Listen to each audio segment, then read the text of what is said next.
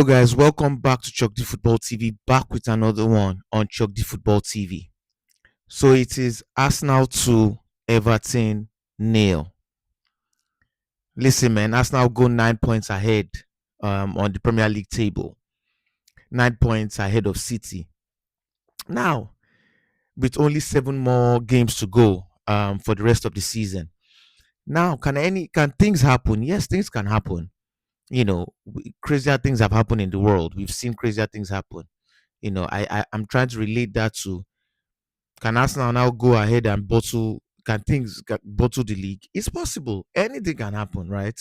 However, not this season, because there's no chance, and I think most of you know that there's no chance in hell that you think Arsenal is going to now go and lose like 5 matches straight or lose their next 7 games. If you were to pick between Arsenal and Chelsea, I said Arsenal and Chelsea. If you were to pick between Arsenal and City, if people were to pick between Arsenal and City and they were to ask you, like, who do you think is going to lose more games for the last 7 matches, most people will pick City. Why? Not because City is not good, but they are not the City that they once were, and they don't. It's like they are lacking something. That's umph. They're just lacking something extra, and it just looks like Arsenal's year. It just looks like Arsenal's year, and if if Arsenal were to win the league this season, which I'm hoping we will, it's more than winning the league. It's this would be a story that exemplifies resilience, that exemplifies struggle, that exemplifies grit, insults, mockery. Arsenal have been mocked for years, for for for for more than 2 decades. Arsenal have been laughed at. They've been called butlers. They've been called they are not strong enough. There was a period where anytime Arsenal would face like Chelsea or City, it was like boys versus men. Failed, failed transfer windows. Ateta routers. You know, liquidate this club. It's a lot of things. A lot of things. Time, the Arsenal has gone through a lot, has gone through a lot. So it will be very emotional when we lift the trophy.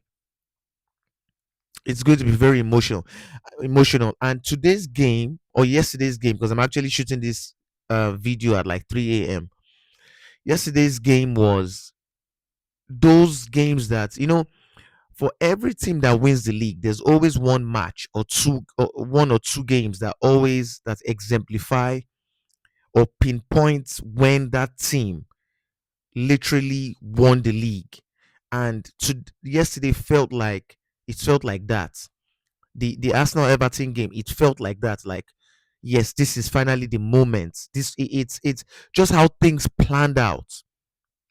Arsenal did score a goal until like the 80 something minutes, and look at how the goal even came to fruition by Max Dowman, a 16-year-old boy coming in from the bench to create one goal and score the other. This is just it's one of those games that just exemplifies that, yes, this was that was the day that Arsenal won the league.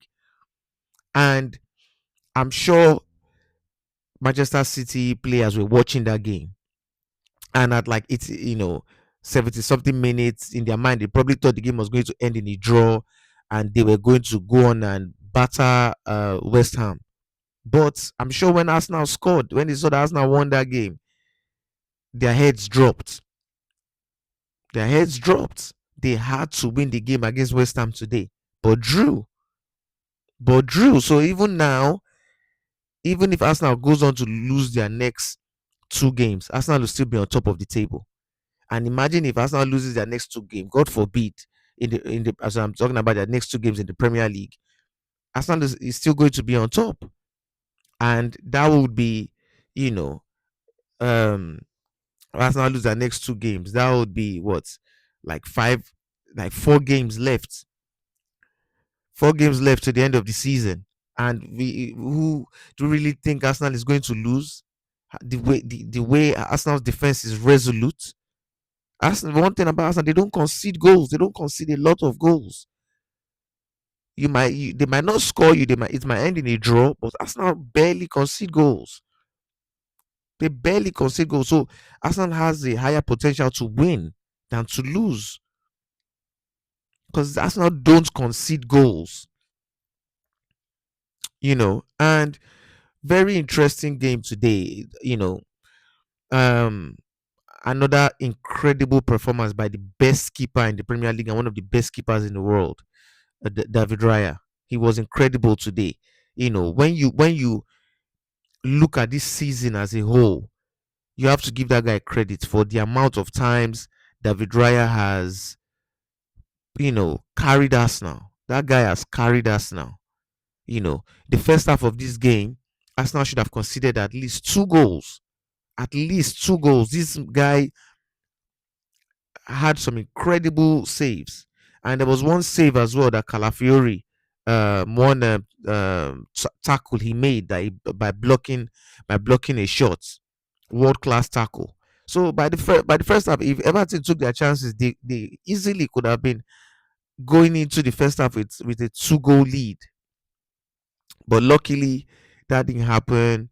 Then Arsenal came in the second half, and basically, I wouldn't say dominate per se, but I would just say outplayed Everton. You know, um, Eze had a very good game today. He was trying to create. I remember the first half he created.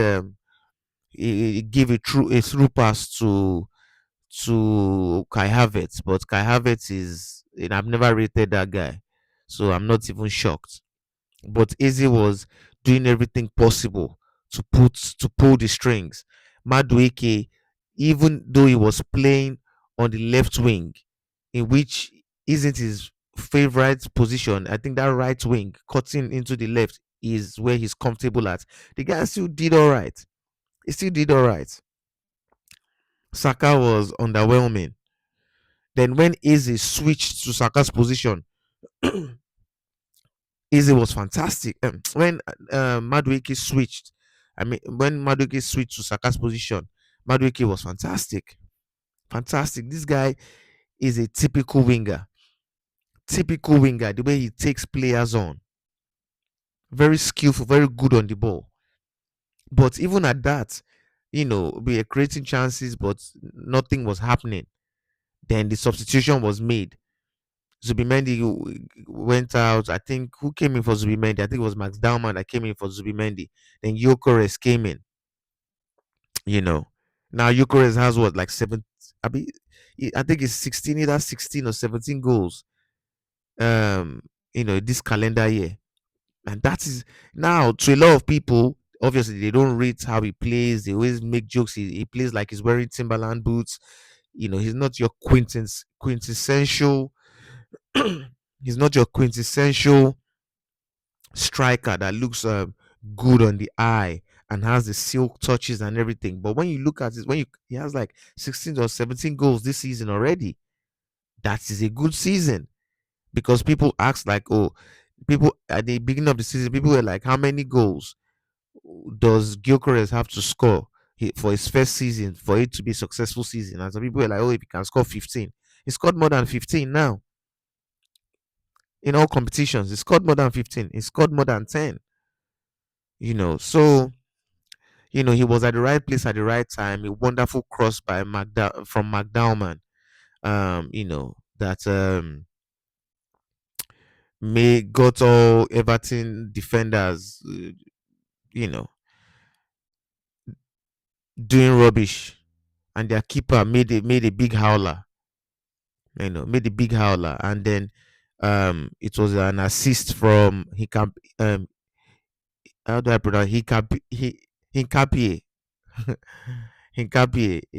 you know, an involuntary assist from Hinkapie, and Gyökeres was in the right place to tap, get a tap in, and at that point, At that point, we were just me. I know for me and a lot of Arsenal fans, we just had our fingers crossed. Like, okay, just see the game through.